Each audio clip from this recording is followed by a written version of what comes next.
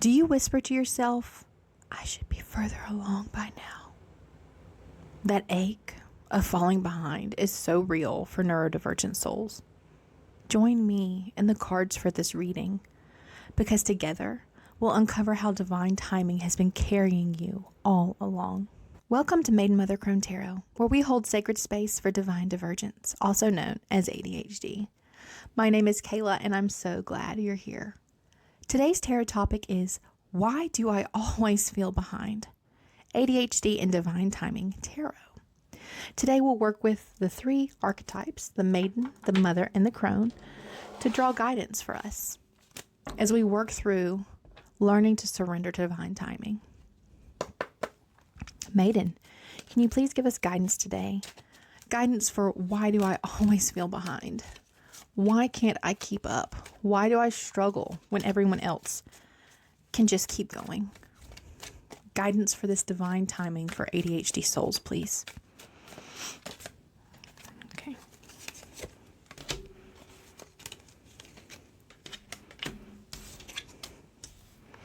Oh, wow. All right, we got the Death card, the Four of Swords, the Hierophant, and the High Priestess. And then we have the Three of Swords on the bottom of the deck.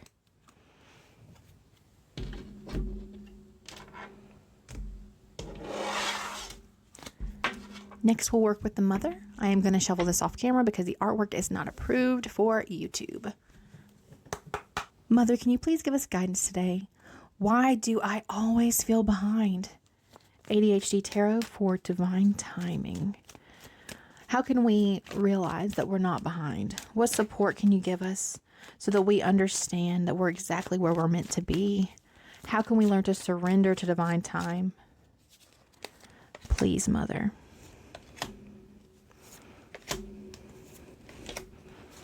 Okay, so she gave us the Seven of Wands, the Two of Swords, the Empress, and the Sun card. Beautiful, beautiful energy here. With the Six of Swords on the bottom of the deck. Ooh, I love that. That is a gorgeous Six of Swords as well.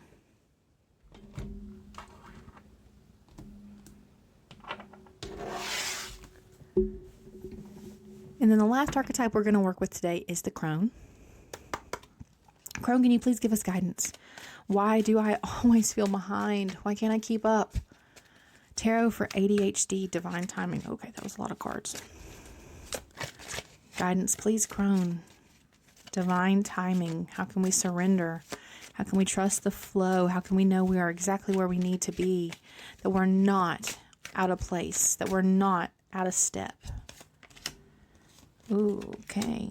We got the Ten of Swords, the King of Wands, the Devil, and the Three of Cups with the Ace of Wands. Look, guys, this card is like my group coaching card because it just reminds me of a phoenix. So every time I see it, I get so excited. We got the Ace of Wands at the bottom of the deck.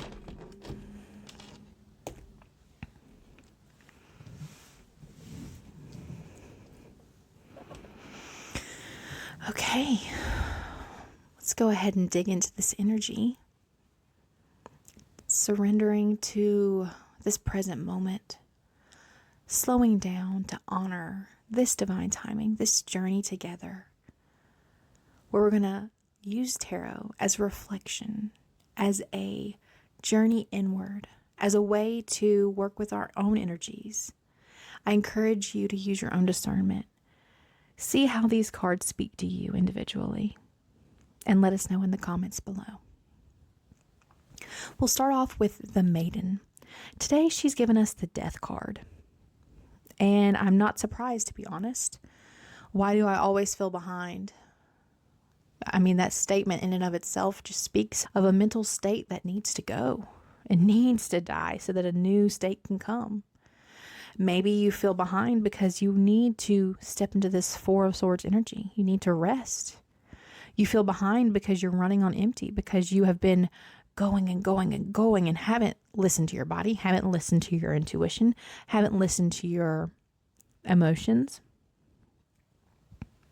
And maybe that's because with this Hierophant here, you're trying to continue to surrender to an outdated or a traditional ideal of what your productivity should look like, of what your life should look like, of where you should be. Maybe you have a mentor, or maybe your family, or maybe the spiritual community you're a part of has these expectations that you find limiting, that you find confining, that have trapped you in this idea, in this, why am I behind? Why can't I keep up?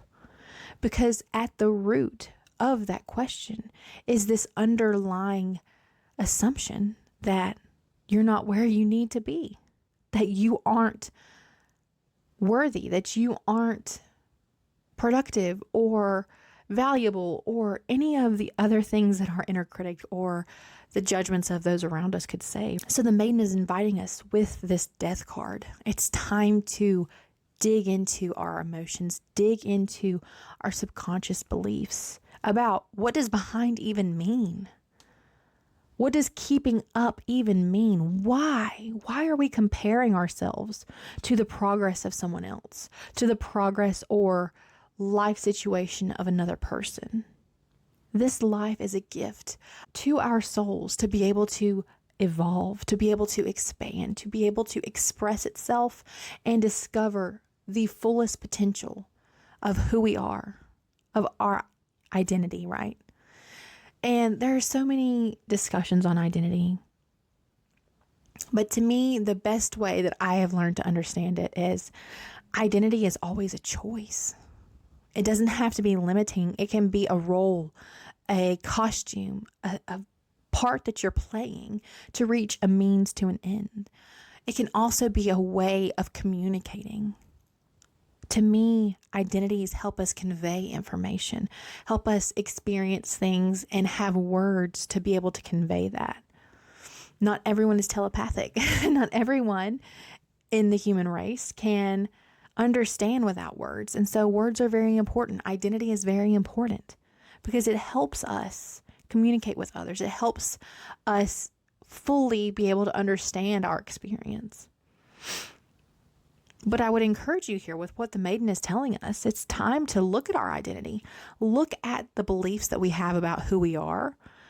And maybe even your identity itself is an outdated belief, outdated figure, outdated identity that you need to shed.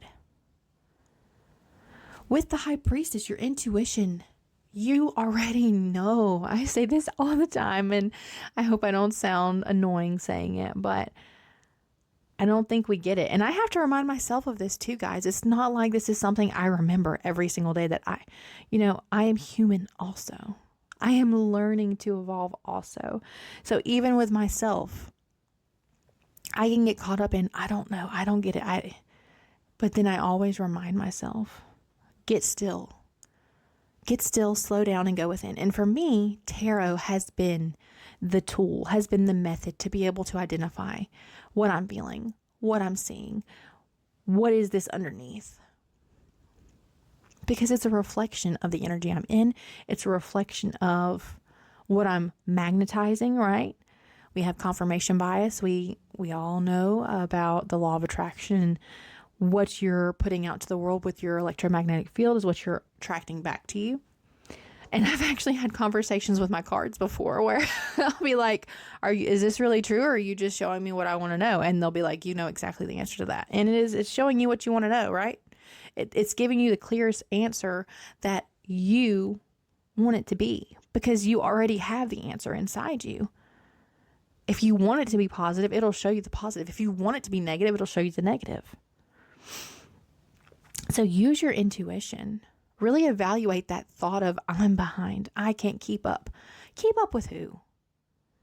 The only person you should be comparing yourself to is the person you were yesterday. That sister. Are you creating a life for her that is better than the one she experienced yesterday? Are you creating a life that is fulfilling to her? It doesn't matter how long it takes. It doesn't matter if it takes years.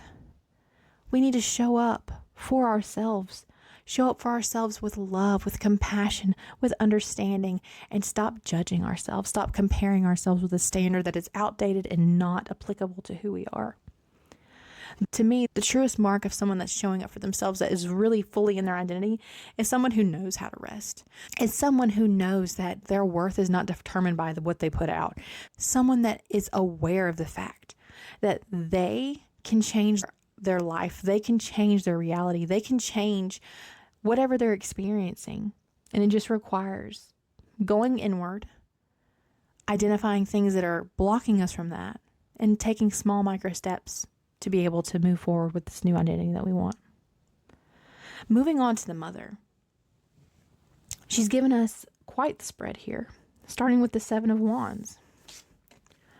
This is all about standing your ground. Once we have this new identity, once we've stepped into this new self that we are going to live in this moment, that we are going to experience in this moment, that we're going to let our soul live through. A lot of people around you could challenge this, could say, ooh, that's not who you used to be. I'm not comfortable with who you are. I like the old you. I knew how to handle you.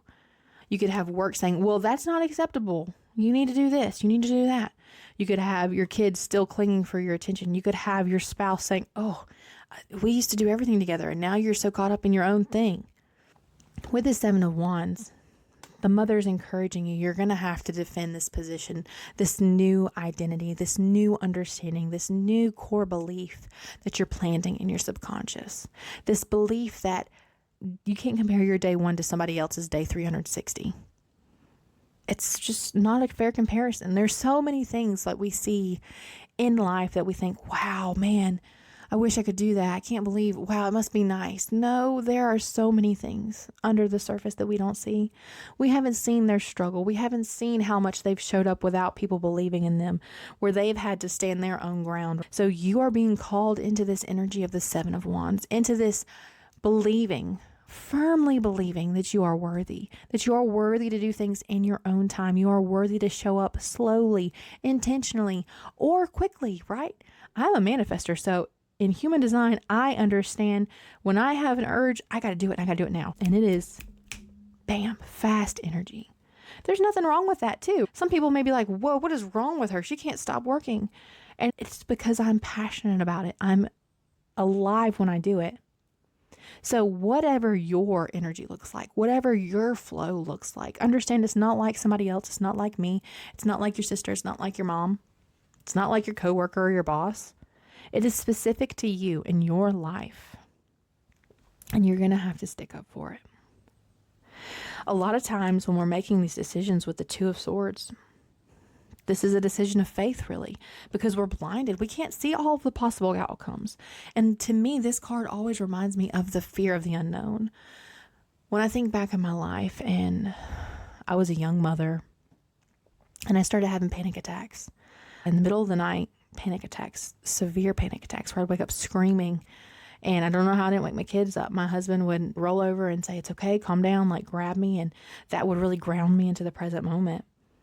But the underlying reason I kept having so many panic attacks, I had so much underlying anxiety all day long, was because I was terrified of the things that I couldn't see, of the things that I couldn't control. So I know what it means to be afraid. I know what it means to be afraid that you'll lose the ones you love, to be afraid that you could mess everything up and you'll lose everything, to be afraid of death. I understand what that feels like. And I struggled with it for a long, long time. But it got to the point that my body was in fight or flight mode so much, survival mode so long, that I started having physical ailments. And that's when I decided I was going to change my life. I wasn't going to continue to be the same person. I wasn't going to end up with an autoimmune disorder or any type of arthritis like my parents. I chose to make a choice to step into the Empress energy, to step into this grounded, fertile mother of the earth, this creative presence where anything is possible.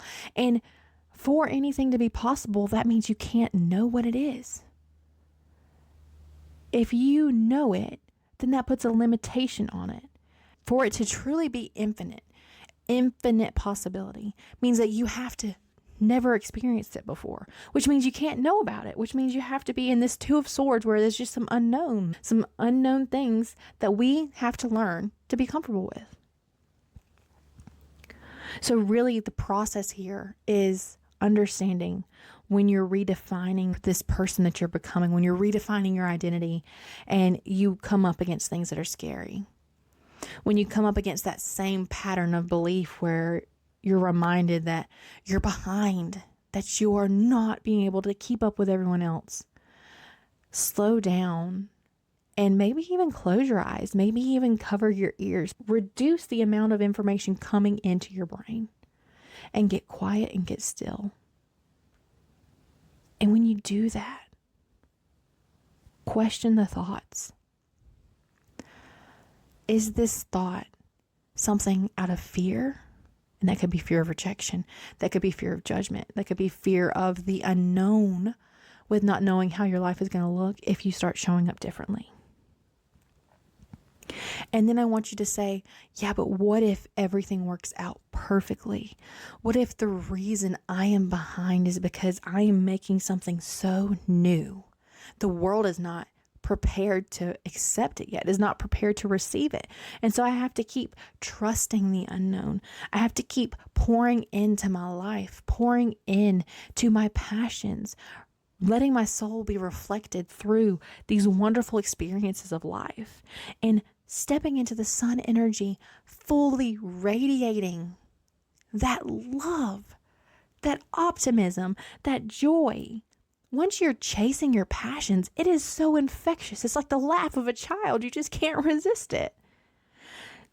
Nurturing yourself, mothering yourself, having all of the queen energies, being a culmination, a tipping point in your life where all of the old ways have died that we saw here with the maiden, and you're stepping into this new life with the mother. You're stepping into this new direction where you know, even if you can't see the next step. I told somebody, I have felt so called to do this, but I don't see how I'm going to get to where I know I'm going to go. And so I have decided to trust spirit and saying, even if I have to just look at my feet and, I'm getting emotional, and just jump to the next rock, right? I see this like, I'm in my mind, I'm imagining this boggy, foggy, swampy area, and there's these little stones that just like emerge as I step forward. There's a stone that emerges. Even if I have to surrender to that scary feeling, to that slippery experience where my foot could fall at any moment, even if I have to do it step by step by step, I have such a knowing in my being that I am going to continue to defend this life. I'm going to continue to show up in this unknown as I'm facing every single crossroads, every single decision. I am going to continue to be friends with the unknown, because for me to completely change my life, for me to completely put my past life to rest and understand that I'm going to be basking in the sun energy, that I'm going to be the empress who is not afraid of being seen, who is not afraid being in the fullness of who she is. She is so comfortable here. Look at her. She's like, yeah, I'm me. And I love being me. That is such a radiant experience. The maiden says we have to change this past thought, this past pattern of comparing ourselves to others, of comparing our lives, our stories to other people. And I get it. I really do. Where you want to be able to perform. You want to be able to keep up with everyone else because you think that's how you get your worth. You feel like if you can't do that, then you're not worthy. You're not deserving of this empress energy and this sun energy. But my friends, therein lies the true problem. Your productivity is not your definition of self-worth. What you output does not equate the value of your soul, the value of your infinite being. Nothing in this world could be used to measure the true value of who you are. And if we step back and go into the Crone's message here, She's given us the Ten of Swords. In this particular deck, I have 2 different depictions of the Ten of Swords. And this one is the much more painful expression.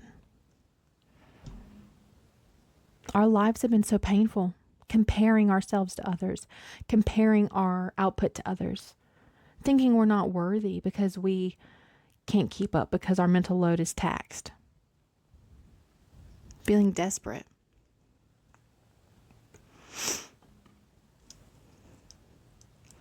But that heaviness is coming to an end.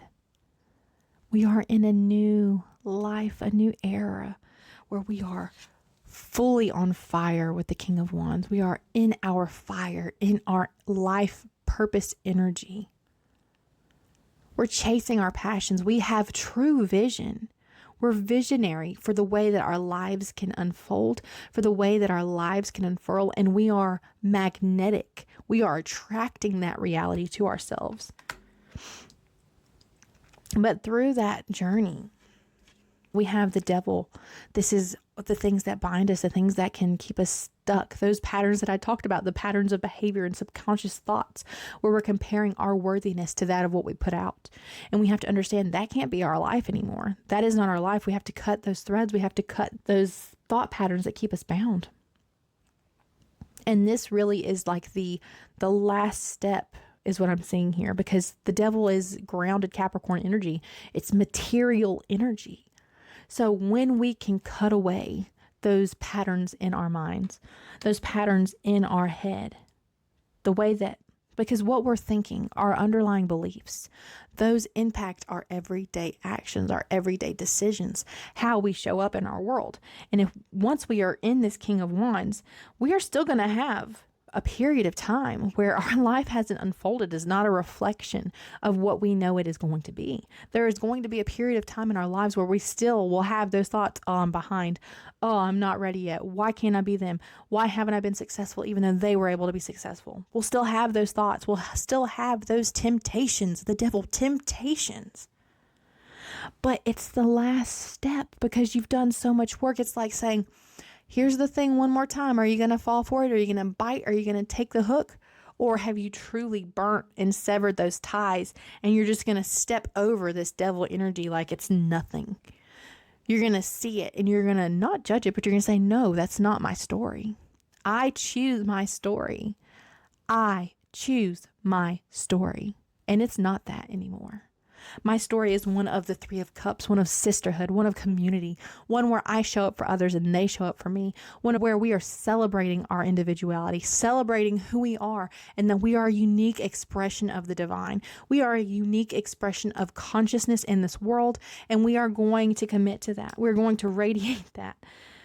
Radiate that love, radiate that light, radiate that joy, radiate that new infinite possibility, where the unknown is not scary, where the unknown is adventure, where the unknown is infinite possibility, where the unknown is something that you wrap around yourself like a cloak, knowing it is your superhero cape to take you to where you want to go in your life.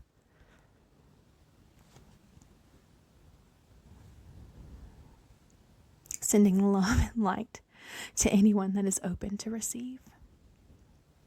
Thank you, Maiden. Thank you, Mother.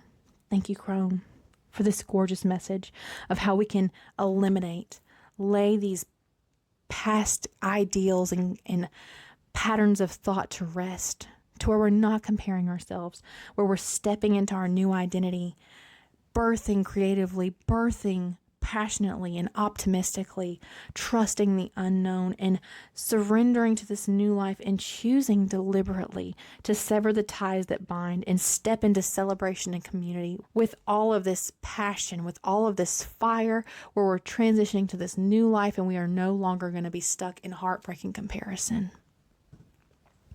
Let me know below, what is your new life going to look like? I am so excited to hear about it, and I can't wait to celebrate it with you. If you'd like a head start on rewiring this pattern of belief, check out my free 3-day Sacred Self-Trust Reset. It's linked in the description below. Each day we walk with the Maiden, the Mother, or the Crone, and we are able to evaluate those patterns of thought so that we can rebuild self-trust with ourselves. Because without it, no true change ever stays. And lastly, I'd like to remind you, in this space, always come as you are and stay as you become. Bye, my friends.